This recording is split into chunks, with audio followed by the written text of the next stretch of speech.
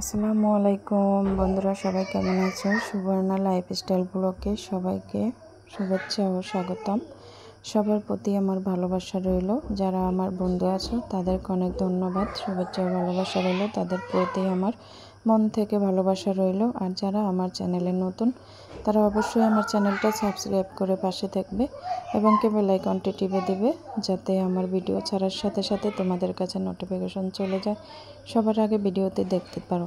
তো বন্ধুরা, আমার গাছের তোমার জানি না কার দেশে কী বলে, এগুলো হচ্ছে লাচই, ফেনী জেলায় বলে লাচই, তারপরে বরবটি। তো এগুলো আমার গাছে হয়েছে অনেক বড় বড় সাইজে, কিন্তু অনেক লম্বা। তো আমি এখানে 2টা গাছ রোপণ করেছিলাম, তো ওইখান থেকে হয়েছে দেখো অনেক বড়। এখানে কিন্তু 4টা লাচই মাত্র, অনেক বরকত হয়েছে মাশাল্লাহ। আর হয়েছে আমার গাছেই চিচিঙ্গা হয়েছে, ওখান থেকে আমি কিন্তু চিচিঙ্গা নিয়ে রান্না করে ফেলেছি। 2টাই কিন্তু আমার গাছের সবজি। এদিকে আমি মুরগির মাংস আগে থেকেই ভিজিয়ে রেখেছিলাম, হলুদ মরিচ মশলা মেখে রেখে দিয়েছিলাম। তো এগুলো আমি ভাজি করে তারপরে কষা বোনা করব। তো আমি রানের টুকরাটা আমি একটু মাঝখান থেকে কেটে নিয়েছি, যাতে ভিতরে লবণ মরিচ ঢুকে, তার জন্য। তো বন্ধুরা, আজকে একটু শরীরটা একটু দুর্বল, তার জন্য কথা বলতে একটু কষ্ট হচ্ছে। আমার হার্টের সমস্যার কারণে একটু জোরে কথা বলা যাচ্ছে না। তো বন্ধুরা, এখানে আমি তেলটা দিয়ে নিলাম, গরম করে নিলাম। তো আমি এগুলো ভালো করে ভাজি করে নিব।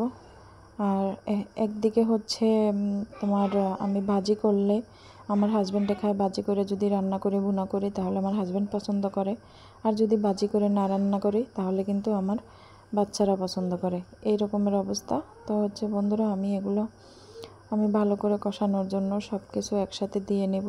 এগুলো আমি কিন্তু তোমাদের সাথে কোনো রেসিপি শেয়ার করতেছি না, আমি শুধু কি রান্না করতেছি ওইটাই তোমাদের সাথে শেয়ার করতেছি। আমি সারাদিন যেগুলো করি তার ভিতর থেকে কিছু অংশ, আমি কিন্তু কোনো রেসিপি করি না। তো সাধারণত আমি এগুলো শুধু তোমাদের সাথে শেয়ার করি, রেসিপিটা শেয়ার করতে হয় না। এখন আপাতত যারা গৃহিণী তারা সবাই রান্নাবান্নার কাজটা অবশ্য ভালো করেই জানে, এগুলো রেসিপি দিতে হয় না। তো আমি সবগুলো একসাথে দিয়ে এগুলো ভালো করে কষাই নেব। তো এখানে আমার এদিকে মাংসটাও ভাজি হয়ে গেছে, একটু উল্টে দেব। অলরেডি হয়ে গেছে, সামান্য একটু আগুনে, আমি আর একটু সামান্য আগুন লাগবে, তো আমি এগুলো নিয়ে যাব। তো বন্ধুরা, আজকে একটু কথা বলতে সমস্যা হইতেছে, বুকে ব্যথা করতেছে। তারপরও ভিডিওটা আপলোড না করে পারতেছি না, কারণ এখানে আমি আমার স্বার্থের জন্য এসেছি। কেউ আসে সময় পাস করার জন্য, আর কেউ আসে স্বার্থের জন্য। তো আমি কিন্তু আমার স্বার্থের জন্যই এই ইউটিউব জগতে আসা। তো তোমাদের ভালোবাসা আমার অতীব জরুরি। তো বন্ধুরা, আমার তরকারিটা কিন্তু কষানো হয়ে গেছে।